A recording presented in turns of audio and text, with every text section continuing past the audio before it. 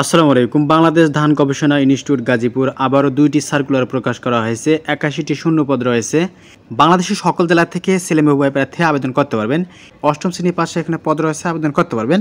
আবেদন শুরু হয়েছে 7 অক্টোবর, আবেদনের শেষ তারিখ 30 অক্টোবর পর্যন্ত আবেদন চলমান থাকবে। এখানে প্রথম সার্কুলারটি দেখে নেব। প্রথম সার্কুলারে 5টি ক্যাটাগরি থেকে 32 জন লোক নিয়োগ দেওয়া হবে। প্রথমত আমরা পদের নাম সম্পর্কে দেখে নেব। এখানে পদের নাম এগ্রিকালচার ইঞ্জিনিয়ার। এখানে নবমতম গ্রেড। টাকা ধরা হবে 22,000 থেকে 53,060 টাকা। পদের সংখ্যা 1টি।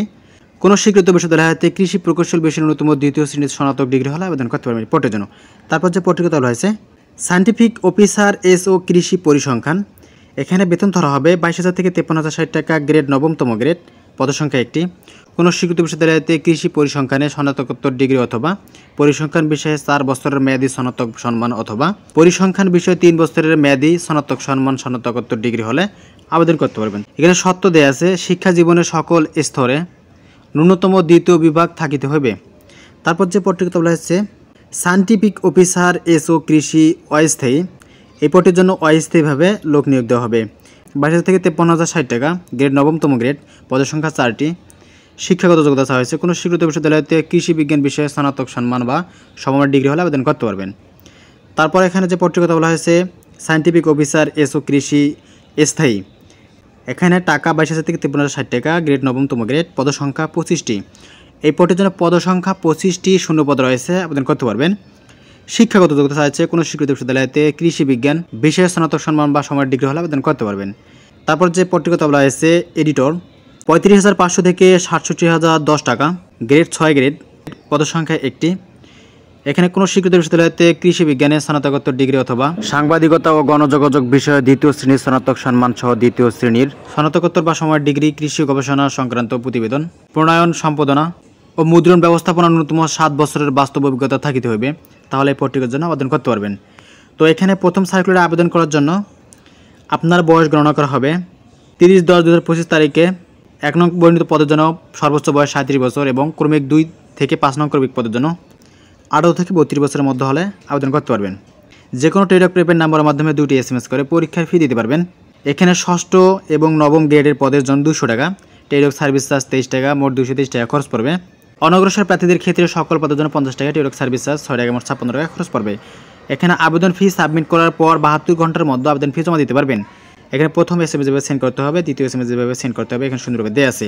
তারপর দেখে নেব দ্বিতীয় সার্কুলার সম্পর্কে। প্রিয় ভাই বোনেরা, এখানে দ্বিতীয় যে সার্কুলারটি প্রকাশ করা হয়েছে এখানে পদ রয়েছে, এখানে 49টি শূন্য পদ রয়েছে। ক্যাটাগরি রয়েছে 27টি ক্যাটাগরি রয়েছে। এখানে দেখেন 27টি ক্যাটাগরি রয়েছে, 49টি শূন্য পদ রয়েছে। এখানে পদের নাম সম্পর্কে দেখে নেব।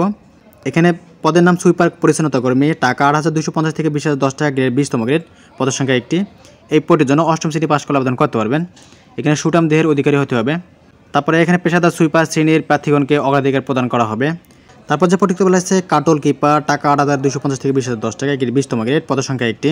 এখানে অষ্টম শ্রেণী পাশ করলে এই পদের জন্য আবেদন করতে পারবেন। এখানে অভিজ্ঞতা সম্পূর্ণ প্রার্থীদের অগ্রাধিকার প্রদান করা হবে। তারপর যে পদটি বলা হচ্ছে সিকিউরিটি গার্ড নিরাপত্তা প্রহরী।